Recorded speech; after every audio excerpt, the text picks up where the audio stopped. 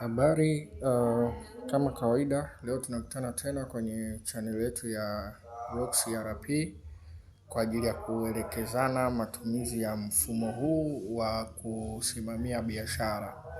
Na leo tutaangalia moja kwa moja matumizi ya module ambayo ipo kwenye mfumo wetu wa Rocks ERP ya Cashbook, ambapo kwa wafanyabiashara wanafahamu Cashbook ni kitabu ambacho kinahifadhi taarifa za miamala ya kwenye biashara, na inakuwa ni miamala yote ya kutoka, ya kuingia, na inakuwa ina keep data kwa ajili ya matumizi ya baadaye. Kwa hiyo leo nitawaelekeza namna kutumia Cashbook kwenye mfumo huu, na moja kwa moja tuende kufungua menu ya mfumo wetu, ambapo unagusa pale juu kwenye vistari vitatu, alafu utascroll chini kutafuta Cashbook, ambapo ukishaiona Cashbook utaibonyeza na utafunguliwa dashboard ya Cashbook. Na katika dashboard ya Cashbook kuna ina muonekano huu kama inavyoonekana hapa kwenye screen yako, na cha kwanza ambacho kinaonekana ni opening balance. Hii opening balance inakuwa ni balance ya Cashbook yako au biashara yako pale utakapoanza kurekodi taarifa za miamala yako. Hii inaweza ikawa ni ya siku, ya wiki, ya mwezi ama ya mwaka, au mwenyewe kuna option hapa ya customize ambao utaiweka unaitaka iwe ya kipindi gani. Hii unaweza ukaweka kulingana na muda ambao wewe unataka transactions zirekodiwe kwenye Cashbook. Na kwa hiyo mwanzo kabisa utaona opening balance, lakini kulia kwake utaona total cash in. Hii total cash in ni jumla ya kiasi ambacho kimepokelewa kwenye biashara yako ama kimerekodiwa kwenye Cashbook yako. Lakini chini hapa kwenye maandishi mekundu utaona kumeandikwa total cash out, ina maana ndo kiasi ambacho kimerekodiwa kwamba kimetoka kwenye biashara yako. Na kulia kwake kwenye maandishi ya blue kuna closing balance. Sasa hii closing balance ni ile balance ambayo inakuwepo baada ya wewe kurekodi transactions zako zote, either kwa wiki, kwa siku, kwa mwezi, kwa mwaka na kadhalika. Sasa chini ya hapo kuna partition nyingine ambayo inaonyesha kuna set balance, ambapo hapa unaweza ukaweka balance ambayo wewe binafsi umeanza nayo wakati unaanza kurekodi taarifa zako za miamala. Na upande wa kulia kuna button mbili, ambayo kuna button ya cash in na button ya cash out. Kwa hiyo kwa mfano tunaweza tukarekodi muamala wa cash in. Kwa mfano kuna mteja amekuja amefanya manunuzi, kwa hiyo biashara au duka au muamala umefanyika, kwa hiyo biashara imepokea pesa. Kwa hiyo tutaenda kwenye cash in kwa ajili ya kurekodi huu muamala. Kwa mfano amekuja mteja dukani amenunua simu, labda ni Samsung, na amelipia cash. Kwa hiyo utaenda kwenye button ya payment methods. Kwanza kabisa kabla tujakwenda kwenye button ya payment method, ukisha gusa hii cash in hapa, nimerudisha nyuma kidogo. Ukishagusa cash in hapa itapop page ambayo itakutaka ujaze kiasi. Kwanza kabisa tutakiwa kujaza kiasi ambacho unakituma, kiasi ambacho unakirekodi kwenye Cashbook yako. Sisi tutarekodi shilingi 500,000. Alafu chini upande wa kushoto kuna mfumo wa hiyo pesa imeingia kwenye mfumo upi.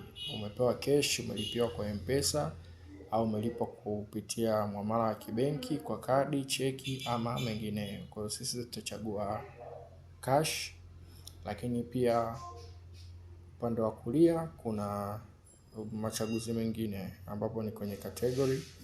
Hapa itakaa aina gani ya transaction imeleta hiyo pesa kwenye cashbook. Inamaanisha kuna sell, lakini kuna loan received, ina maana labda kuna mkopo umepewa, kuna investment ambayo umefanya, ina maana kuna pesa imetoka nje ya biashara imeingizwa kwenye biashara yako. Inaweza kuwa ni ya kwako binafsi lakini haikuwa kwenye hesabu za biashara, kwenye investment. Refund received, labda kama kuna pesa ambayo umeipokea as a refund, na chini huku kuna other income. Nafahamu kwamba income inaweza zikawa tofauti tofauti, kwa hiyo kama pesa umeipokea kwa namna tofauti ambazo zinaonekana hapa, basi utachagua. Sisi tutaweka sell kama tumeuza simu. Na description unaweza ukaandika kitu ambacho kitarahisisha kuelewa huu muamala, hata kama baadaye utakuwa umesahau. Kwa hapo utaweka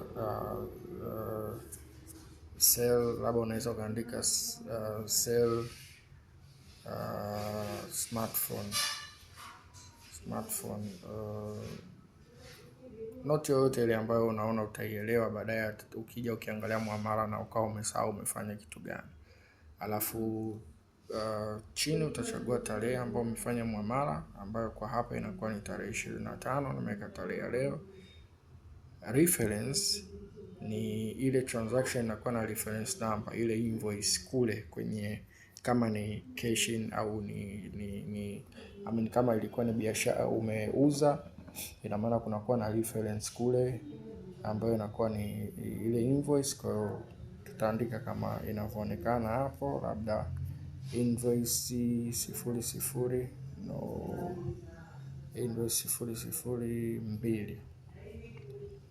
Hii notes ni optional kwa sababu nyingine umeshaweka kule juu.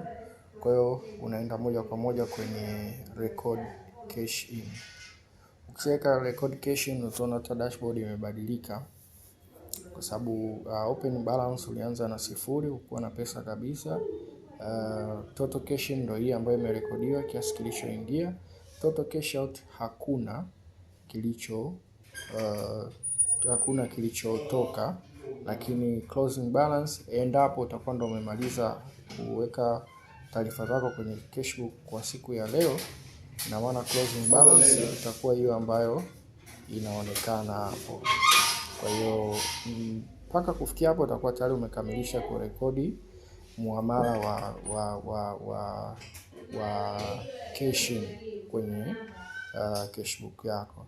Sasa tunaweza tukarekodi muamala mwingine hapa kwa haraka haraka wa cash out, ambapo tutaweka labda shilingi 250,000 kiasi. Tutafanya kwamba huu muamala uliondoka kwa bank transfer, lakini ilikuwa ni nini? Ilikuwa ni hii, tulilipa deni ambalo tulikuwa tunadaiwa kama biashara. Hapa kwenye description unaweza ukaacha pia kwa sababu, lakini ni vizuri ukaandika kwa sababu ni inakupa reminder ya kitu ambacho umefanya. Kwa loan payment, tunaweza kusema office rent kama inavyoonyesha hapo, office rent. Alafu chini utaweka tarehe hilo zoezi limefanyika lini, na set hiyo tarehe 25 mwaka huu, mwezi huu na mwaka huu, na hapa tutaweka invoice ya hiyo transaction. Lakini chini hapa kuna note ambayo inakuwa ni optional, sio lazima, lakini kwenye invoice hapa ni vizuri ukaweka pia, kwa sababu ndio records zinawekwa hapo. Unaweza ukaacha kuweka alafu ukakuta baadaye cashbook ikae na kuchanganya. Kwa hiyo hapo tumemaliza kurekodi muamala wa cash out, na tunakamilisha kwa kugusa record cash out, na kinachoonekana hapa ile shilingi 500,000 ambayo tuliweka kama cash in inaonekana kama cash in, lakini kuna cash out ambayo tumeifanya hapa ya shilingi 2,500,000. Kwa hivyo kwenye closing balance ile 2,500,000 imekuwa deducted kutoka kwenye ile balance ambayo ilikuwepo mara ya kwanza. Kwa cashbook inaonekana imerekodi kila kitu. Pesa ambayo imetoka kwa sababu gani? Office rent. Kiasi gani kimetoka? Inaonyesha hapa ni shilingi 250,000. Lakini kwa ile ambayo tumerekodi mwanzoni ilikuwa ni shilingi 500,000 ambayo description inasema ilikuwa ni mauzo ya simu. Na hapa pia kuna option